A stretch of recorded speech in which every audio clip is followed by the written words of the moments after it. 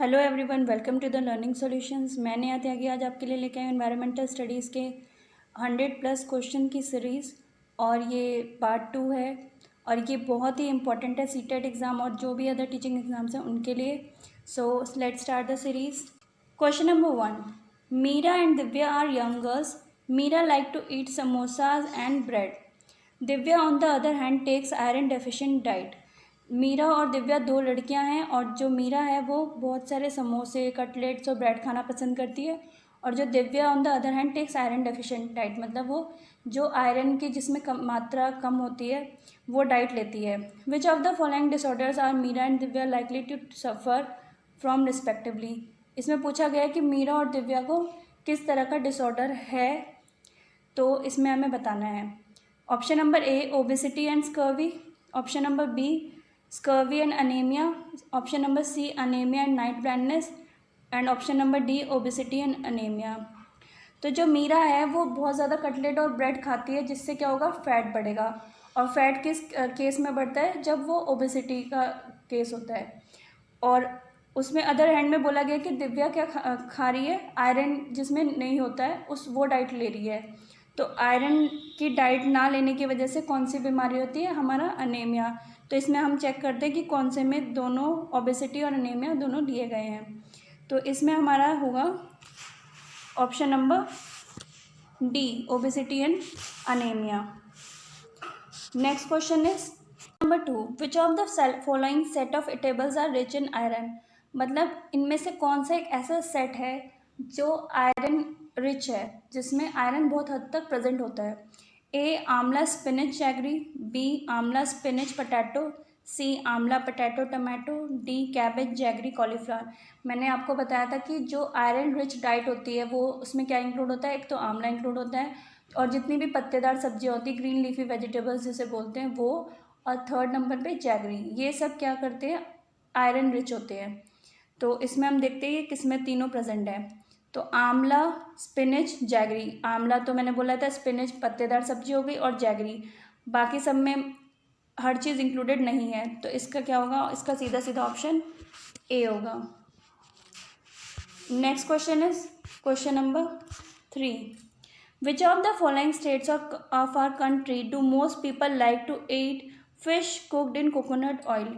हमारे देश में कौन सा एक ऐसा स्टेट है जहाँ पर मछली खाई जाती है कोकोनट ऑयल में तलकर।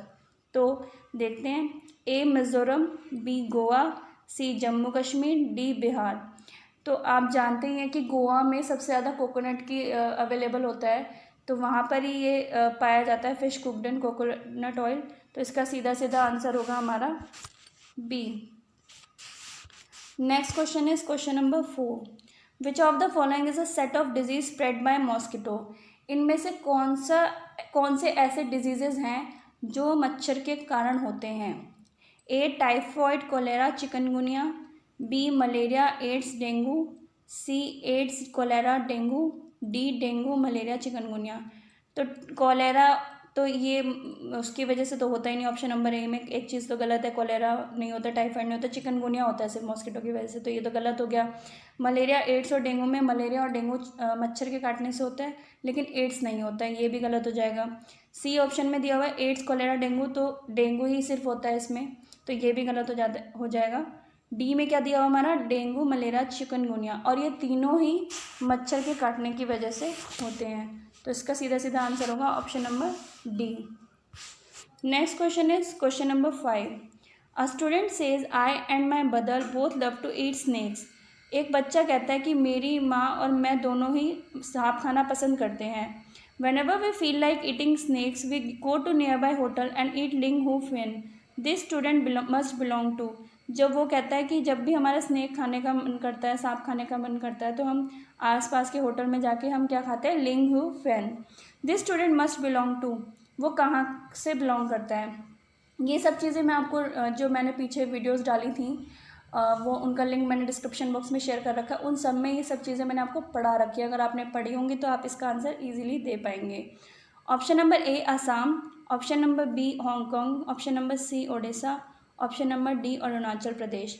मैंने बताया था आपको कि जो हांगकांग एक ऐसी प्लेस है जहाँ पर सांप ज़्यादा खाया जाता है, और उस डिश को क्या बोला जाता है जो सांप से बनती है? लिंग हु फेन। तो इसका सीधा सीधा आंसर होगा option number B. Next question is question number 6. If you go to Ahmedabad, Gujarat by train, then at Ahmedabad railway station, you will find that most of the vendor are selling. जब हम अहमदाबाद जाते हैं by train तो हम देखते हैं कि जो स्टेशन पे जो दुकानदार होते हैं वो ज़्यादातर क्या बेचते हैं? ए पूरी शाक एंड ठंडा दूध, B dhokla with chutney and lemon rice, C chole bhature and lassi, या डी इडली चटनी। तो हमें पता है कि जो ये पूरी शाक और ठंडा दूध है ये हमारा वलसद में मिलता है, और जो छोले भटूरे लस्सी हैं ये पंजाब साइड में ज़्यादा मिलते हैं, और इडली चटनी तो हमारा गोवा तमिलनाडु इस रीजन में ज़्यादा मिलता है। तो इसका सीधा सीधा आंसर क्या होगा? B dhokla with chutney and lemon rice, ये गुजरात में मिलता है। Next question is question number 7. Glass jars and bottles are dried well in the sun before filling them with pickles. Why is it so? जो ग्लास के बर्तन होते हैं, जो कांच के बर्तन होते हैं, और जो उनकी बॉटल होती हैं, जार होते हैं, जो भी होता है, उसको पहले धूप में क्यों सुखाया जाता है अचार डालने से पहले? टू इंक्रीज देयर टेम्परेचर, तो ये तो गलत है, टेम्परेचर थोड़ी ना हमें बढ़ाना है। To remove the dust from them, तो डस्ट तो वो अपने आप ही रिमूव हो जाता है जब हम उसको वॉश कर देते हैं। To remove the moisture completely, उसका जो गीलापन होता है वो ख़त्म करने के लिए। टू मेक पिकल टेस्टी, इसका क्या फ़ायदा है कि पिकल टेस्टी हो जाएगा, उससे कोई सेंस ही नहीं बनता। तो इसका क्या था कि हम ग्लास का जो जार होता है वो इसलिए सुखाते हैं ताकि उसकी जो मॉइस्चर है या उसका जो गीलापन है वो ख़त्म हो जाए। तो इसका सीधा सीधा आंसर होगा option number C, to remove the moisture completely. Question number 8. Which one of the following insects does not live together in a colony like honey bees? मतलब इनमें से कौन सा एक ऐसा इंसेक्ट है जो ग्रुप में नहीं रहता है, जो एक समूह में नहीं रहता है? जैसे कि हनी बीज जो होती हैं वो एक समूह में रहती है, ग्रुपिज्म में रहती है एक। तो देखते हैं इसमें से कौन सा है जो सिंगल रहता है ना कि कॉलोनी फॉर्म करता है। ए वास्प, तो वास्प तो कॉलोनी फॉर्म करता है। बी आंट, चींटियाँ भी बहुत सारी आपने देखा होगा एक जगह इकट्ठी हो जाती हैं। सी टर्माइट यानी कि दीमक भी बहुत सारी एक जगह इकट्ठी हो जाती हैं। डी स्पाइडर, स्पाइडर हाँ एक ऐसा इंसेक्ट है जो अपने जो वो बनाता है ना जाला, उसमें वो अकेला ही रहता है। तो इसका सीधा सीधा आंसर क्या हो जाएगा हमारा? D spider. Next question is question number 9. Weight lifters are generally required to make more muscles and body mass. For this purpose they need to take a diet rich in. जो वेट लिफ्टर होते हैं, जो weight put on करते हैं, जो gym में जाते हैं लोग, वो सब कौन सी एक ऐसी डाइट लेना पसंद करते हैं जो अपनी वो मसल्स को हैवी कर पाएँ? ए प्रोटीन्स, बी कार्बोहाइड्रेट्स, सी फैट्स, डी विटामिन्स। तो सीधा सीधा इसका आंसर हो जाएगा ए, प्रोटीन की डाइट लेते हैं वो। Next question is question number 10. While teaching how different food item can be kept fresh for some time, Radha told following techniques to her class. तो जब वो एक while teaching how different food items can be kept fresh for some time, मतलब एक जो teaching चल रहा है जिसमें बताया जा रहा है कि हम जो फूड आइटम होता है उसको कैसे कुछ हद तक प्रोटेक्ट कर पाएँ, उन्हें फ्रेश रख पाएँ. Radha told following techniques to her class. Radha अपनी जो क्लास होती है उनको कुछ टेक्निक्स बताती है. A put it in a bowl and keep the bowl in an open container having cold water. B ramp in a damp cloth, यानी कि गीले कपड़े में उसको ढक के रखना.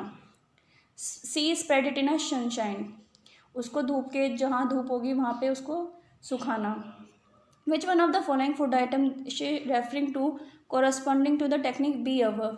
इनमें से पूछा गया कि वो कौन सी ऐसी टेक्निक है, कौन सी फूड आइटम है जो टेक्निक बी से इन्वॉल्व है, मतलब जो टेक्निक बी है उसमें यूज़ की जाती है. A cooked rice, B onion garlic, C green coriander, B kaju barfi. तो जो अनियन गार्लिक है वो तो एक ओपन सरफेस में रखा जाता है, खुले में रखा जाता है, तो ये तो डैम्प क्लॉथ में रैप नहीं होगा. ग्रीन कोरिएंडर भी नहीं होगा. काजू बर्फ़ी को डैम्प क्लॉथ में क्यों हम गीले कपड़े में बांध के रखेंगे. तो जो ए ऑप्शन है कुक्ड राइस, कुक्ड राइस जो चावल बने हुए हैं उनको अगर हम गीले कपड़े में बांध के रख दें तो वो एक फ्रेश रहते हैं और थोड़े टाइम तक प्रोटेक्ट रहते हैं. तो इसका सीधा सीधा आंसर हो जाएगा option number A, cooked rice. Thanks for watching the video. Do like and subscribe if you like it. Thank you so much.